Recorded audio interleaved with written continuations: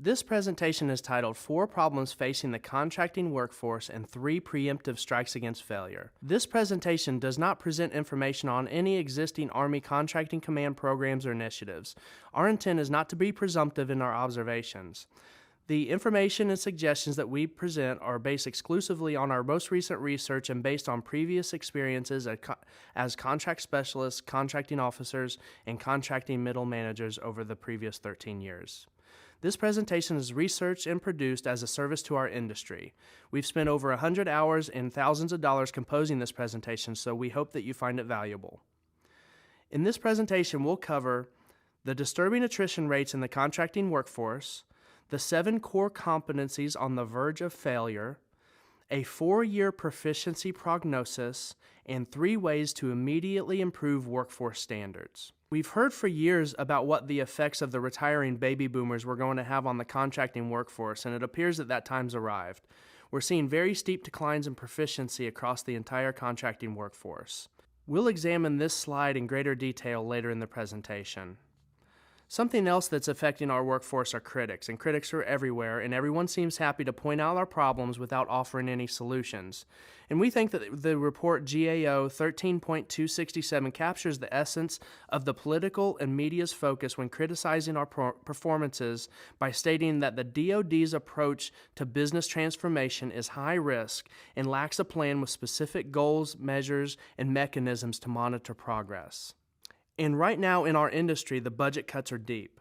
Budget cuts and budgetary realignments are driving reductions in personnel with a proposed $150 billion in reductions over the next decade. Former Defense Secretary Chuck Hagel stated that the civilian furloughs are likely, which further erodes the readiness of the force.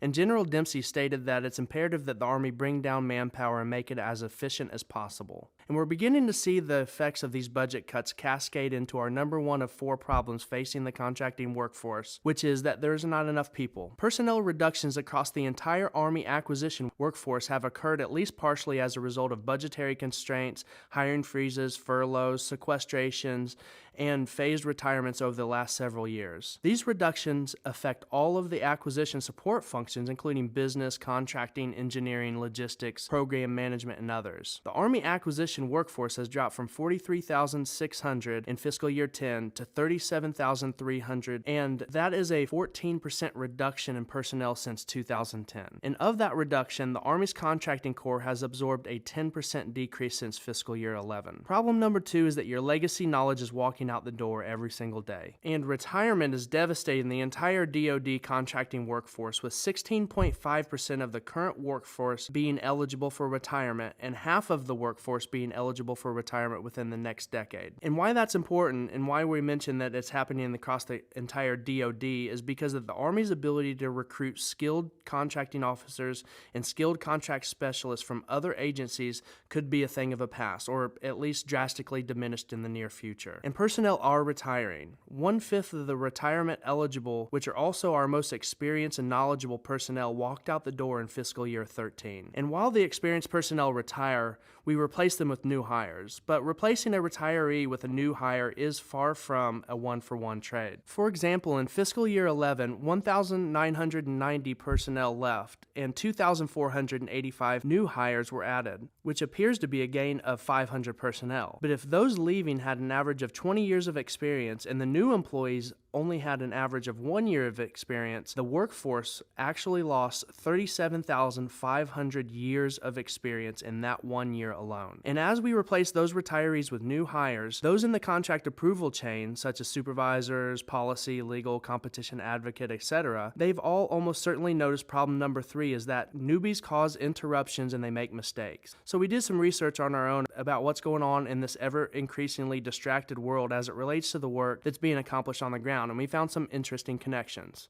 We found that a short interruption of only 2.8 seconds doubles the number of errors. And we found that the average worker experiences 4 interruptions per hour. That's almost a 1-to-1 interruption to task ratio. And then we found that it takes an average of 25 minutes to resume a task with the same focus or flow than before experiencing an interruption, which means that personnel are in a perpetual state of interruption if an interruption occurs every 15 minutes and it takes 25 minutes to resume a task. This might be one of the reasons why contract contracting officers and contract specialists are constantly trying to play catch up with their workloads. And the main problem with all this is that the interruptions and errors are having detrimental effects on our contracting processes because interruptions and errors cause procedural bottlenecks for the contracting officers and supervisors. Sometimes there are so many errors in solicitations and contracts that are being reviewed, it's difficult for those in the contract approval chain, again, contracting officers, team leads, branch chiefs, policy, legal, competition advocate, and other clearance authorities to catch all of the errors, which means each person in the approval chain has to review a solicitation and a contract clearance document at least twice, if not more than twice or 3 times or 4 times. So we researched more about why errors occur at the very beginning of the acquisition process, and we discovered problem number 4, which is that the training system is out of date. Robert Gaskins created PowerPoint between 1984 and 1987 not as a primary method of communication, but to be a support tool. Today, PowerPoint is almost exclusively relied on for training and briefing complex topics such as how to win a war or how to award a contract. I think the late Stanford University professor Cliff Nash stated it best when he said that PowerPoint gives you the outcome, but it removes the process. And there is a lot of process that goes into awarding contracts. PowerPoint has been our go-to resource for the last 15 or more years, but it's beginning to severely limit our ability to effectively train our personnel. Over the last few years, there's been a rapid introduction of new tools and new learning solutions which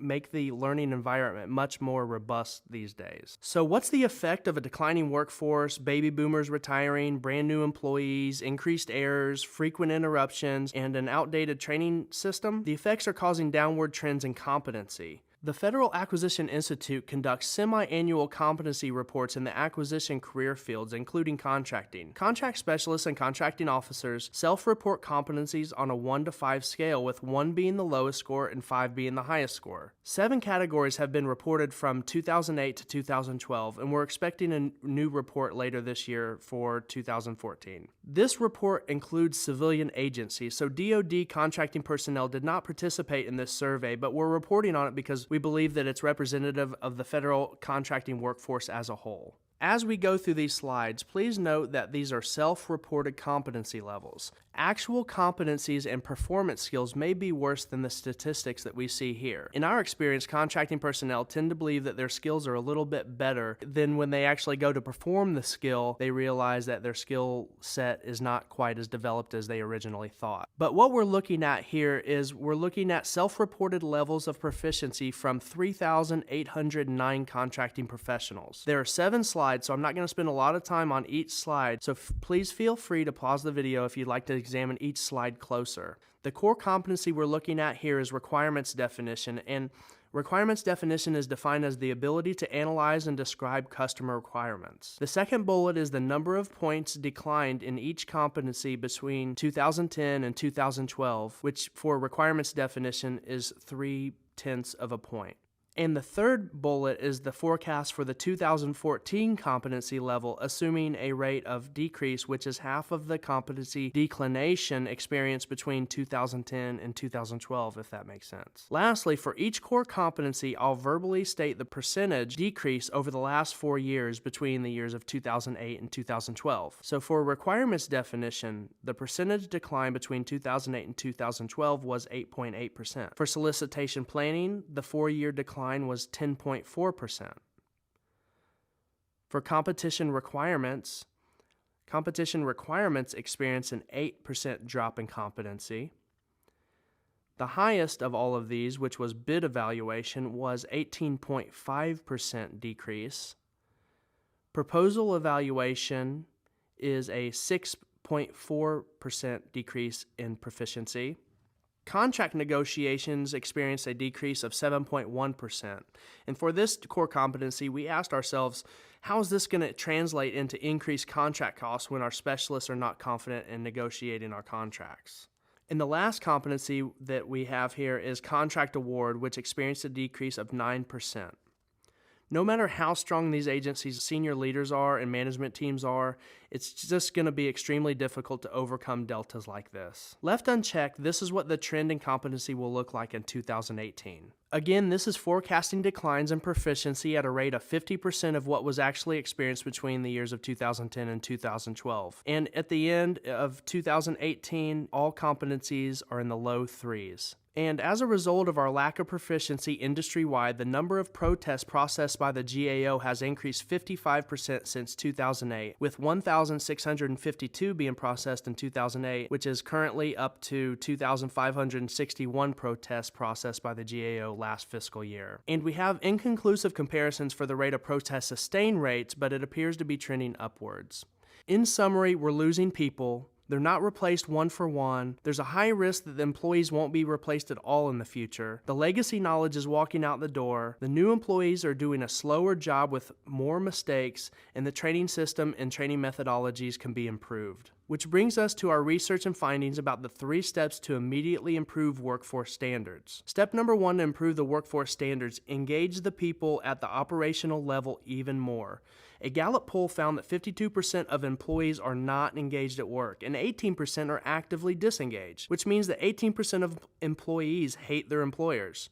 That leaves 30% of the workforce that's actually engaged and in the game, which means for every 2 unproductive or less productive unengaged personnel on staff, there's only 1 engaged and productive member. And this is according to the Gallup poll. We provide this statistics to compare the average levels of engagements against the best levels of engagement. And the world's best organizations average 63% engaged employees, and they do this specifically by integrating employee engagement in 4 areas: communication and knowledge management, development and ongoing learning, leadership philosophy, and accountability and performance. Leaders in the best organizations take a strategic approach to aligning their employee engagement with their communication efforts. And during these communication efforts, they provide clear communications about the unit's policies and procedures. Regarding development and ongoing learning, the world's top performing organizations take development and continuous learning seriously, and they focus on the development of individuals and teams, and then they measure their progress. Regarding leadership philosophy, the best leaders are always finding new ways to develop and engage their workforce. Leaders ensure employees are connected to the unit's mission on a daily basis and provide strategic top-down approach that cascades all the way down to the lowest levels of the organization. They do this in order to help employees achieve higher standards of competence and capability. And regarding accountability and performance, highly engaged organizations hold managers accountable, and not just for their team's engagement, but also how it relates to their team's overall performance. So we ask this question: how do you infuse engagement into a culture so that it cascades all the way down to the operational contracting teams and to the contracting individuals? And over the decades of our work experience, we have witnessed that high levels of engagement occur with consistent and engaging training that's provided to its members. It keeps the frontline managers, contracting teams, and contracting personnel engaged with each other and aligned with the unit's mission. Training also provides members of the unit the opportunity to have consistent meeting of the minds,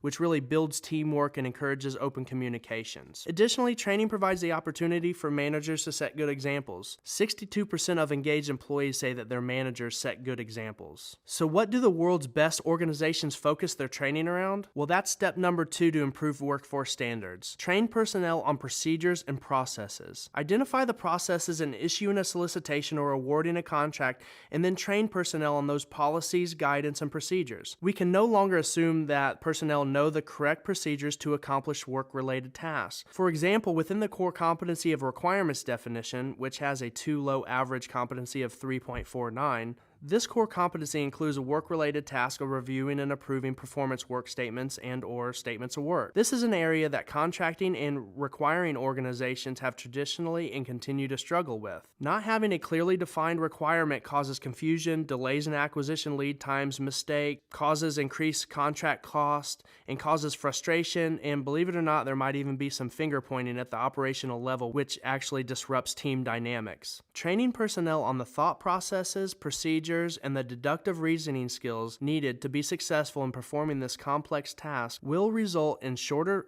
time to reach proficiency, less time required to perform tasks, less supervision required, better management of time, and time saved by not waiting for help. From there, you'll want to find a way to quantify and measure employee successes so that they can see their own progress, that you want to report outcomes, keeping accountability, and then you'll want to analyze the results and then tailor, tweak, and repeat the training as necessary. The Army can then create new goals and objectives focused around the measurable objectives for contracting personnel. Imagine having a graph that shows competency improvements like this one, while the other federal agency competency levels continue to decline. And after the workforce has training on the process and procedures, they will become highly competent. From there, it will be expected that the units will inherently begin to experience positive effects such as reduced number of open purchase orders, meeting of small business goals, reduced protests, increased competitive actions, reduced contract costs, and other metrics that are being tracked and reported will be improved also.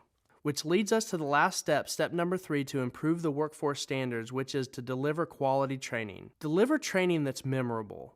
People remember 10% of what they read, 30% of what they say, 50% of what they hear, 70% of what they say and write, and 90% of what they do. If there's going to be a return in your investment in training, you want personnel in this 50% and up area. In order for personnel to actually absorb training content, you will want and need them to hear, see, write, and do the training. Ultimately, the more senses that are involved, the better the ability to remember. Training-wise, our senses are stimulated by comprehensive training that includes video, audio, conversations, and exercises. And quality training engages all 3 preferred learning styles. Auditory learners benefit from lectures, class discussions, and audio recordings. Visual learners benefit from reading, examining diagrams, and watching animated instructions. And kinesthetic learners learn best by direct involvement. These type of learners learn to swim by swimming, run by running, teach by teaching, and they learn to write contracts by contracting. They actually enjoy problem solving by trial and error. And the smartest individuals out of all 3 of these can learn all 3 ways. Their minds have adapted to the overwhelmingly large amounts of information that's in our society today, and they consume this information on a daily basis using all 3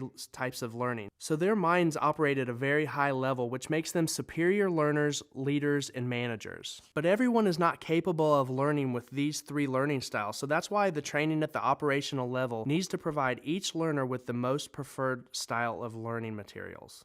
The best type of training programs that employ all 3 types of learning styles is also a program that employers use to quickly deliver knowledge, skills, and leadership to employees, which is an accelerated learning program. These programs combine learning styles, are less expensive, provide live on-demand content, they have positive student perceptions, and they deliver fast and enhanced skills in situations where several weeks, months, or years are not available to groom and train their employees. Programs are generally 12 to 24 months in duration. One example of this accelerated learning program is Harvard University's Accelerated Learning Program in Leadership Development. Harvard's ALP program has 4 modules. The Foundational Skill Building module includes reading, quizzes, and introduction to concepts. The Cross-Functional Business Approach module includes developing internal processes, collaborating with peers, and building confidence. The 3rd module is the Strategy Formulation and Implementation module, which includes faculty-led webinars, exercises, and case studies that build the foundational skills to empower job competency. And the last and final module is Leading Change module, which includes completing a final assessment and quizzes to determine students' strengths and weaknesses. And lastly, students implement the processes and approaches that they learned during the program. Auburn University, which is right down the street from you, also launched a hybrid accelerated learning program in supply chain management. The program covered 14 topics over 14 weeks, and it serves 600 to 700 students per year. Surveys from the program concluded that out of 270 students, 96% felt like the videos helped improve learning, 92% said unlimited access helped with test preparation, 95% said that graphics helped make content understandable, and 99% stated that I actually learned something. Additionally, Auburn reported that in only 2 semesters, they were able to reduce staff by 2 full-time equivalent professors. They were able to increase the students' grades by 7.6% for A's and 2.7% for B's, and they stated that students reported overall being more satisfied with their course of study. So not only was the university able to create an efficient curriculum that saved them money and improved students' grades, but they were actually able to get 99% of them to attest to learning. In today's day and age, that's something special. A training program like this is ideal for the Army Contracting Command. We truly believe that if you deploy an engaging and quality training program that teaches your contracting personnel how to perform the procedures and processes rather than training the outcomes of the processes, any unit doing so will see quantifiable improvements in each and every category which they get laser focused on improving. But as you probably already know, choosing the right partner to develop a training program like this can be tricky. So we suggest asking the right questions, such as, do you specialize in government contracting, training, or both? Do you understand management's strategic objectives and the contract specialist's operational level challenges? Have you ever successfully produced any results-based contracting training programs? Can you deliver training that does not solely rely on PowerPoint presentations? And if so, how does it work? How does your training program facilitate employee engagement and prepare the next generation of contract specialists to be the next generation of contracting officers? Does your staff have in-the-weeds experience? If so, how long ago has it been since they themselves have issued a solicitation or awarded a contract? And lastly, ask, how do they measure success? A superior partner should have experience composing, initiating, implementing, and directing results-oriented DoD contract training programs. They should be capable of achieving upper management's strategic goals using tactical and operational level resources. They should understand that training is not simply a series of briefings, but a flexible system that's capable of meeting their clients' needs. They should already have proven success in this complex career field. And a superior partner should be able to help the Army meet their small business set-aside goals, such as being a small veteran-owned business or a woman-owned business. And this is the conclusion of our presentation. We hope that you found the presentation informative, helpful, and we hope that we've raised a few good questions for you to ask when you're selecting your next partner to help develop contracting training. The purpose of this presentation was not simply to point out that you're losing people to attrition and retirement, because you already know that. But we wanted to add value by describing some of the new and innovative training technologies and concepts which emphasize the thought processes and contracting procedures that will help engage personnel all the way at the operational level. We hope following these 3 simple steps can provide significant relief and internalized core knowledge during the next several years for your organization as the workforce goes through a once-in-a-generation transition. And from here, we have a couple minutes of information about our sponsor, McGinnis Corps, and at the end of that, we'll have an offer for you. So why do we exist? McGinnis Corps exists to provide new and innovative contracting training solutions similar to the ones being used in this country's top-rated universities and at Fortune 500 companies, including Georgia-Pacific, Lockheed Martin, and the Home Depot. The McGinnis Corps exists to help a select DoD agency to overcome the effects of the influx of new personnel and personnel reductions. We exist to offer unique training that engages contracting personnel and corps. We know what engages personnel because we've managed contract training programs and quality assurance programs for years. Our team of former contracting officers, contract specialists, and other support staff also understand how to create training and engage personnel at the operational level because we ourselves came up through those same training programs. McGinnis Corps also exists to introduce accelerated learning programs to contracting units that need to improve the quality of their training program. We exist to slash learning curves for new employees and provide valuable and consistent training to them. We exist to help any unit wanting or needing to facilitate the exchange of knowledge and experience from the baby boomer workforce generation to the next generation of employees before it walks out the door forever. We exist to provide the resources and guidance for contracting professionals to draw guidance from when their contracting officers or supervisors are not available to help. This will help reduce interruptions and errors in the workplace. We exist to give command an option for quantifying and measuring the knowledge base and to show improvements in workforce competency. This, we believe, is the key to improving all subsequent metrics. And we exist because we love what we do and because we're good at it. At this point, we would like to offer you the opportunity to watch our contracting training system explainer video, which describes the contract training system which we have developed. We also invite you to evaluate our unsolicited proposal. Ultimately, After this presentation, after our explainer video, and after the unsolicited proposal, we would like to demonstrate some of the work that we've recently accomplished at McGinnis Corps by putting our system to the test and proving to you that we can help you be more successful now and in the future. We wish to work with the Army Contracting Command or subordinate unit exclusively. In this regard, we will not pursue any partnerships with any other DoD or other agencies during this time. On behalf of McGinnis Corps, thank you for your time. Please contact me at the phone number or the email address below to schedule a meeting or to schedule a conversation, and we can answer any questions that you might have about this program. Have a great day and talk to you soon.